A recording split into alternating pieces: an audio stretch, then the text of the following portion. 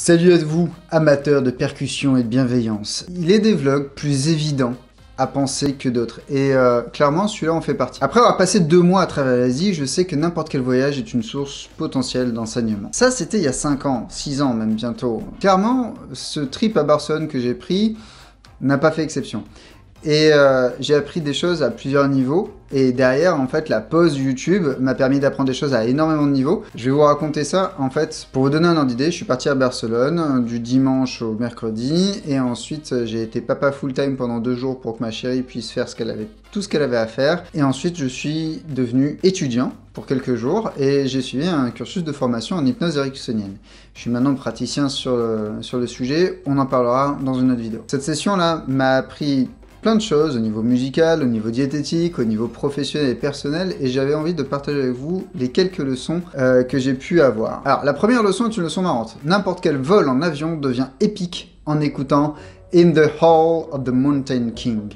Et je parle assez régulièrement de mon amour immodéré pour la musique, et j'aimerais vous dire que je peux l'expliquer, mais j'y arrive pas.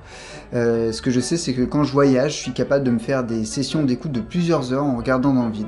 Et j'ai l'air d'un teubé, mais je kiffe. Et les vols en avion, clairement, en écoutant du classique ou du bon blues, bah, c'est le top. Et c'est très important parce que l'avion de base est un moyen de transport assez pénible. Et quand on a de la musique à côté, bah, c'est vraiment cool. Bon, ça c'est le côté agréable. Maintenant, je sais pas si j'ai déjà évoqué un truc qu'on a fait en voyage à plusieurs reprises avec ma compagne, c'est que chaque jour, on essaie un truc nouveau. Là, par exemple, j'ai tenté pour vous le Macchiato Gingerbread de Starbucks. Et avant de me jeter la pierre, je vous rappelle que sortir de sa zone de confort, c'est une compétence et qu'elle doit se pratiquer. Là, c'était le truc le plus simple que je pouvais faire dans un aéroport où tout est fermé et en matière de Covid et tout ça. Bref, donc j'ai essayé. Et on va dire qu'une fois, c'est suffisant. Trop sucré, pas assez de goût de café, bref, je dois pas avoir les papilles pour ce genre de choses. Et puis surtout, j'aime ma vie sans le diabète. Mais avant de me juger sur le fait d'avoir pris un café dégueulasse, juste... C'est quand la dernière fois que vous avez pratiqué votre sortie de zone de confort? Moi, j'essaye. Comment vous faites-vous? La deuxième leçon que j'ai apprise est une leçon beaucoup plus professionnelle, c'est que les prestats en équipe, préparés à distance, c'est pas de la tarte. Là, je partais à Barcelone pour une mission. Je me suis fait tester, vous allez voir des photos où les gens portent relativement peu les masques. Sachez que les distances sanitaires ont été respectées du mieux qu'on pouvait, mais qu'on était dans un contexte où on pouvait se permettre d'enlever nos masques, puisque tout le monde a été testé en PCR négatif avant de se rendre sur place. Donc, sans vous dire que ça nous permettait de faire tout et n'importe quoi, on s'est autorisé à minima d'enlever nos masques lorsqu'on était assis. On était assis à plus d'1 mètre de distance les uns des autres. Maintenant que ça s'est dit, revenons au sujet principal. Cette fois, je collaborais avec une team que je connaissais à peu près. On a bien géré, notre client est content et nous aussi. Et dans ces cas, pour moi, le plus délicat, c'est de trouver le juste milieu entre la surcommunication et la carence d'information. Spécifiquement, quand on est à distance.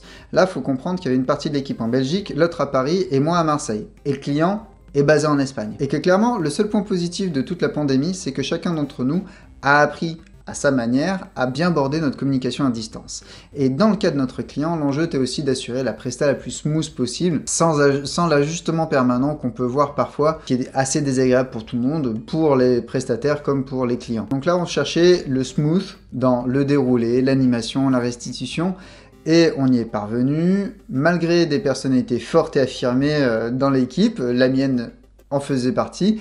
Notre fonctionnement ouvert et spécialisé à la fois a permis de bosser comme il fallait pour ce client-là. Ça ne veut pas dire que ça va fonctionner sur d'autres clients, mais ça serait cool. Et d'ailleurs, c'est le cœur de la leçon suivante. La leçon numéro 3 est une leçon qui est valable pour tout le monde, et spécifiquement pour les freelances et les coachs, thérapeutes et ainsi de suite, c'est qu'il faut choisir ses clients, il faut choisir ses batailles. Une équipe qui va réussir une mission va dire que c'est grâce à son travail. Et c'est en partie vrai. Ça serait débile de nier cette partie-là. C'est souvent aussi grâce à une conjugaison de facteurs qui crée le succès. Une bonne dose de travail appliquée au bon moment dans un contexte adapté. Je dois reconnaître que dans les faits, l'équipe dont je faisais partie était compétente, travailleuse et elle est arrivée au bon moment. Et que si on n'a pas ces 3 trucs, de la compétence, du boulot et un bon timing, eh ben, on a plus de mal. Je pense sincèrement qu'une grande partie de cette prestation repose sur l'intelligence du client final qui a déclenché la transformation profonde dont il avait besoin au bon moment, avec une vision réaliste de ce qui allait se passer. En fait, cette notion de timing, que ce soit en coaching collectif, en coaching individuel, en formation, est essentielle et elle est souvent masquée par « Ah ouais, mais j'y suis arrivé parce que je suis un excellent formateur, un excellent coach ou parce que mon client s'est sorti les doigts. » Oui, mais ton client se sort les doigts parce qu'il a un moment où il le peut. Je vlog peu, c'est pas le but de cette chaîne, mais j'avoue que cette prestation a été tellement agréable et derrière la formation hypnose a été tellement riche en enseignements, pas qu'en hypnose, vous allez voir que ça serait con de pas partager avec vous les quelques enseignements que j'ai appris dans le plaisir. Après la session espagnole, j'ai enchaîné avec une formation en hypnose ericksonienne. Je peux vous dire que j'ai énormément appris, aussi bien en termes d'animation de groupe, de dynamique de système qu'à propos de l'hypnose. Et alors si l'hypnose, on en parlera dans une autre vidéo, je vais certainement pas me priver de vous parler systémie et gestion de groupe. La leçon numéro 4, c'est clairement la systémie explique tout, y compris les postures personnelles. Si on prend le temps de lier un acteur à ces systèmes, alors on comprend. On le comprend, on la comprend.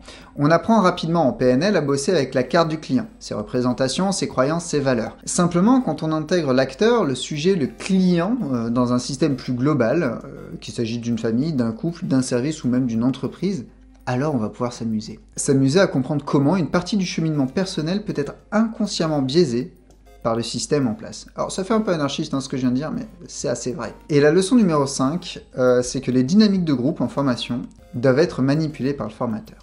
J'ai pas honte de dire qu'un agrégat de personnes réunies pour un but commun, dans ce cas apprendre, doit être piloté. L'autogestion, c'est possible, mais que dans un cadre bien défini, bien posé et accepté par toutes les personnes en présence. Si tu prends pas soin de ton cadre, tu vas avoir une explosion dans ton groupe. Dans le cas du client en Espagne, j'avais face à moi un groupe constitué de longue date, avec sa propre dynamique, et j'ai simplement posé un cadre valable pour nos sessions de boulot tous ensemble.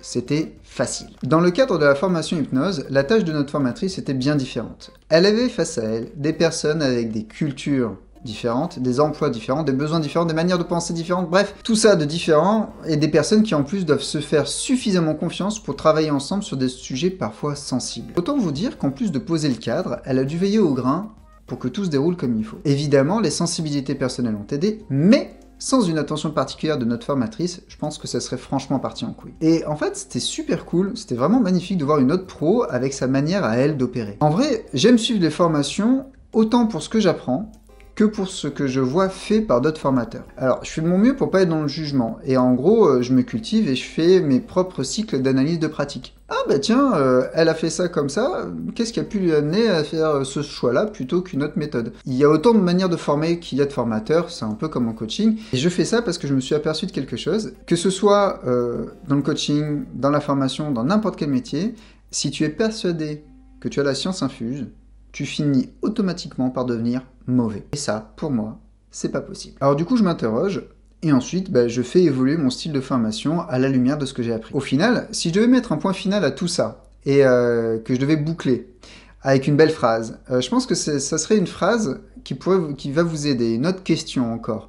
Une phrase qui est arrivée dans le débat du dernier jour lors de ma presta en Espagne. Qu'on se réinvente ou qu'on se réaffirme, l'enjeu, c'est qu'on devienne nous. Toi, tu fais quoi pour devenir toi? Allez, bisous.